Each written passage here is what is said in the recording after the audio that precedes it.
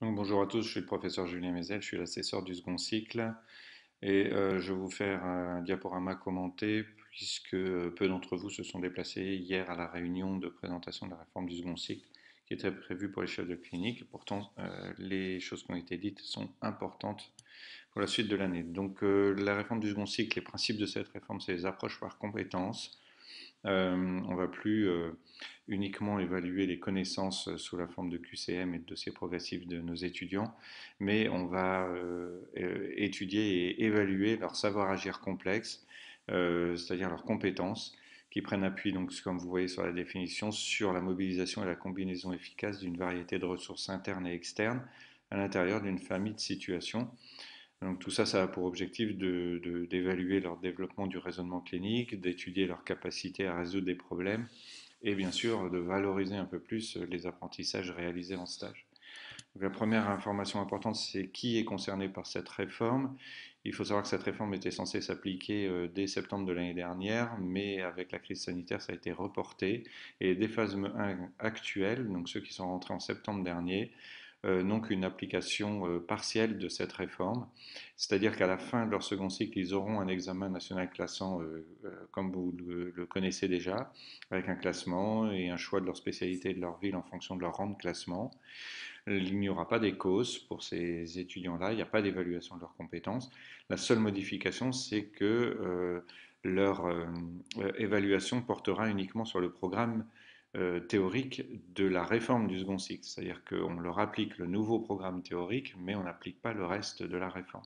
Et c'est finalement les DPHASM 1 de l'année prochaine, ceux qui vont rentrer en septembre 2021, qui vont avoir une application complète de cette réforme, avec le nouveau programme, les écos, la disparition de l'ECN qui sera remplacée par un examen dématérialisé national.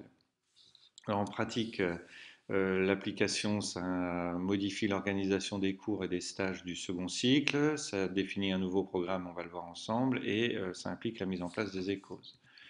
Donc l'organisation des cours et des stages durant le second cycle, habituellement en déphasme 1, 2 et 3, les étudiants ont des cours et des stages tout au long de leur second cycle. Là, l'examen des connaissances théoriques se déroulera en fin de cinquième année, donc à la fin du déphasme 2. C'est l'épreuve nationale dématérialisée qui remplace l'ECN. Et cet examen portera sur l'ensemble des UE qui auront dû être enseignés donc, au cours des années déphasme 1 et déphasme 2. Donc toutes les UE et tous les enseignements théoriques devront être réalisés sur ces 2 premières années. Et en déphasme 3, finalement, il n'y aura plus que des stages avec, à la fin de ce déphasme 3, l'épreuve des écos, donc d'évaluation de compétences de nos étudiants. Alors, qu'est-ce que ça implique? Ça implique une modification du programme, puisque actuellement, nos étudiants du second cycle ont des UE qui sont enseignés en déphasme 3, les UE 1, 5 et 11.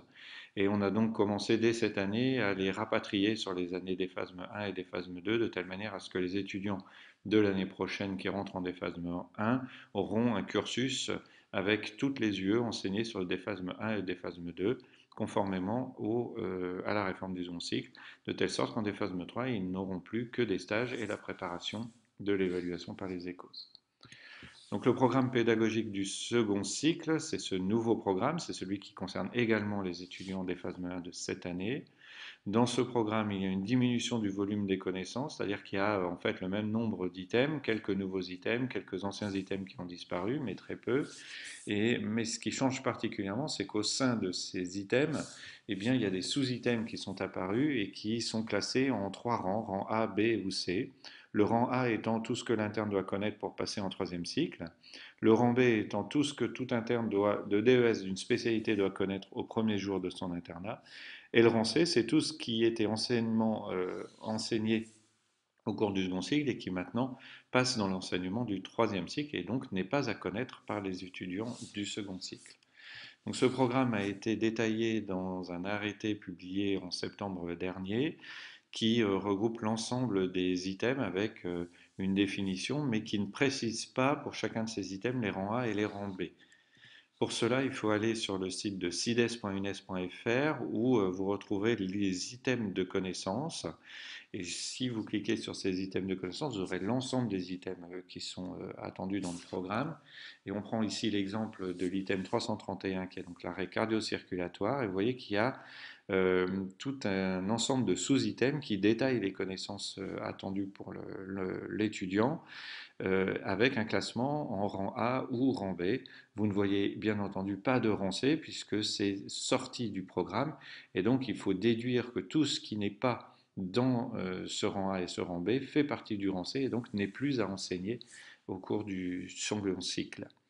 Donc le rang A, c'est ce que tout étudiant doit connaître à la fin de son second cycle, et le rang B, c'est ce qui va valoriser les connaissances et les résultats d'un étudiant qui voudrait choisir telle ou telle spécialité. Donc prenons l'exemple ici de l'arrêt cardio-circulatoire, connaître l'incidence et le pronostic de l'arrêt cardio-circulatoire chez l'adulte et chez l'enfant, c'est un rang B, c'est-à-dire qu'un étudiant qui par exemple vise la cardiologie ou les soins critiques, urgence, anesthésie réa ou médecine intensive réanimation, s'il a bon à une question qui porte sur ce sous-item de rang B, il va avoir plus de points qu'un étudiant qui visera par exemple la psychiatrie pour lequel donc ce sous-item ne sera pas valorisé. Donc pour nos étudiants de déphasme 1 de cette année, que ce soit rang A ou rang B, ils doivent tout connaître de la même manière puisqu'ils passent un ECN avec des QCM, des DP classiques qui porteront sur le rang A et sur le rang B. Mais pour les étudiants de l'année prochaine en déphasme 1, cette différence entre rang A et rang B en fonction du projet professionnel de ces internes peut avoir une influence sur leurs résultats. Les détails des rangs A et des rangs B sont également listés dans les référentiels qui sont rédigés par les collèges. Et donc chaque collège a rédigé un nouveau référentiel en prenant en compte cette séparation entre les rangs A et les rangs B. Et au fur et à mesure, d'ici je pense encore quelques semaines, l'ensemble des nouveaux référentiels seront disponibles. L'épreuve dématérialisée nationale, donc c'est celle qui se déroule en fin de cinquième année et qui évalue les connaissances théoriques de nos étudiants. Elle sera réalisée sous la forme de questions à choix multiples ou de questions à choix unique, mais au lieu d'être uniquement sous la forme de 5 items, on pourra avoir des questions qui ne porteront que sur 3 ou 4 items. Il n'y aura plus d'obligation de 5 items. Les questions à réponse multiple zone à pointer, donc ça c'est à partir d'une photo, par exemple une radiographie de thorax, on va demander de pointer la silhouette cardiaque par exemple, et donc les étudiants pourront cliquer sur leur tablette et la réponse sera validée si la zone de pointage correspond à la bonne réponse. Des menus déroulants ou des questions à réponse orientée courte, hein, du style 2 ou 3 mots. Ça devait déjà exister auparavant, mais ça n'a jamais bien fonctionné. En tout cas, c'est remis à l'ordre du jour pour la réforme du second cycle. Et enfin, élément important, les DP, les dossiers progressifs, vont être plus courts, comporteront au maximum 8 questions, et donc fini les DP à 15 questions.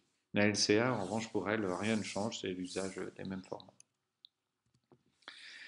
Donc ça, c'était l'examen dématérialisé, celui des connaissances à la fin de la cinquième année. Et donc, il y a également les ECOS, des examens cliniques objectifs et structurés qui se dérouleront en fin de sixième année, donc à la fin du déphasme 3.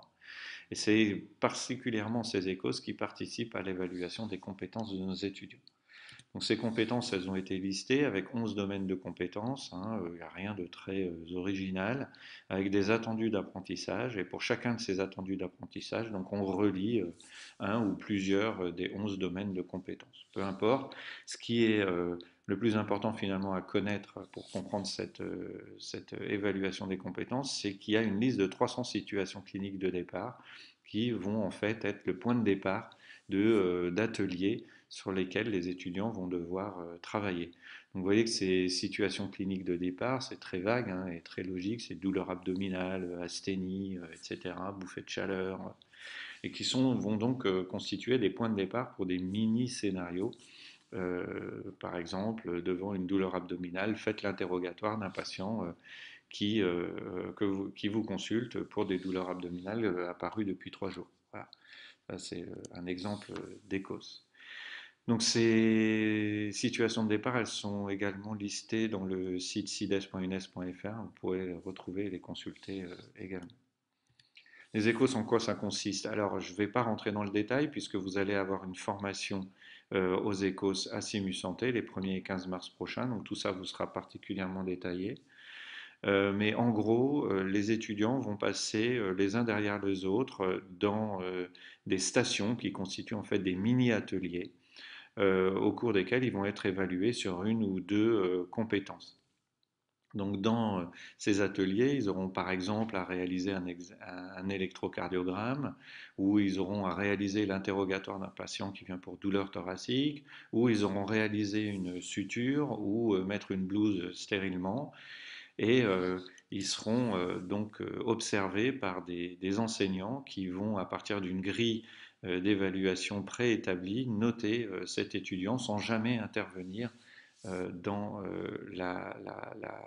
le passage et la réalisation de l'atelier par l'étudiant. Donc c'est un parcours qu'ils vont faire. Il y a en gros, on va dire, 8 ateliers pour chacun des étudiants, et c'est censé balayer de manière le plus large possible l'ensemble des compétences qu'un étudiant devrait acquérir à la fin du second cycle. À la fin, donc l'examen a passé un examen dématérialisé national qui va compter pour 60% de la note finale du second cycle, des écos qui vont compter pour 30% de la note finale, et puis un UE de parcours qui en fait est une note qui compte pour uniquement 10% et qui sera saturée, c'est-à-dire que globalement tout le monde va avoir ces 10% de la note et donc ne participera pas à la discrimination. En fait, c'est constitué de l'investissement de l'étudiant dans la vie étudiante, la participation à une association caritative, la réalisation d'un master de recherche, etc., mais qui globalement ne va pas être discriminant pour les résultats de nos étudiants. C'est particulièrement les examens dématérialisés nationaux, donc qui portent sur les connaissances théoriques, et les écos qui portent sur les compétences, qui vont avoir un effet sur le choix des étudiants. Alors ce choix, comment est-ce qu'il va se passer? C'est de nouveau un processus de matching, hein, un peu comme Parcoursup, où les étudiants à la fin de leur second cycle auront des notes hein, à leur EDN, ECOS et leur parcours, et ils vont en parallèle réaliser des vœux en choisissant une spécialité et une ville. Ils vont en faire pas mal, hein, peut-être une trentaine de ces vœux. Et ensuite, leurs résultats seront pondérés en fonction du rang A ou du rang B à chaque question. Et en regard seront placés les vœux des étudiants. Et l'objectif est d'obtenir un matching pour que chaque étudiant obtienne le meilleur vœu auquel il peut avoir accès en fonction de ses notes obtenues à la fin du second cycle. Alors comment est-ce qu'elle se passe cette pondération? On n'a pas encore tout le détail, mais globalement, en fonction de la spécialité visée par l'étudiant, par exemple ici la néphrologie, les questions qui porteront par exemple sur les maladies infectieuses et tropicales auront un coefficient de 1, alors que les questions qui portaient sur la médecine intensive réanimation auront un coefficient de 1,2 pour les étudiants qui visent le DES de néphrologie. Voilà, j'ai fini pour cette présentation de la réforme du second cycle très brève. Pour vous, qu'est-ce qui est important cette année? Eh bien, ça va être d'être capable de renseigner les étudiants qui vont se poser évidemment beaucoup de questions. Alors nous, on va évidemment les voir. On a commencé et il y a des réunions qui sont prévues pour les informer sur cette réforme. Et puis cette année, on va bien entendu préparer les enseignants aux écos, donc vous qui vont être préparés au passage des écos, pour enfin préparer les étudiants aux écos, donc en leur organisant des écos blancs. Donc dans les médias, vous avez rendez-vous les 1er et 15 mars prochains pour une formation, une demi-journée à Simu Santé par groupe de 30 CCA PHU. Vous avez déjà reçu le planning hein, et ces formations sont donc obligatoires parce qu'elles vont vous permettre ensuite le 12 avril, pendant la journée complète, de faire passer les premiers écos blancs aux étudiants du DFGSM 3, donc toute la promotion du DFGSM 3. Vous avez reçu ce planning également et j'insiste très fortement sur votre présence obligatoire à ces formations et à cet examen blanc parce que sans la formation et sans votre présence à l'examen blanc, l'examen ne pourra pas se dérouler correctement. Ça nécessite de mobiliser énormément d'enseignants et si un ou deux fait défection et n'est pas présent, la réalisation de l'examen sera très fortement altérée. Il n'y aura pas suffisamment d'enseignants pour évaluer les étudiants dans les ateliers. Donc c'est très important. Voilà, l'équipe du département de pédagogie reste à votre disposition. N'hésitez pas à nous contacter si vous avez des questions et on se verra sinon à Simu Santé les 1er et 15 mars prochains. À bientôt.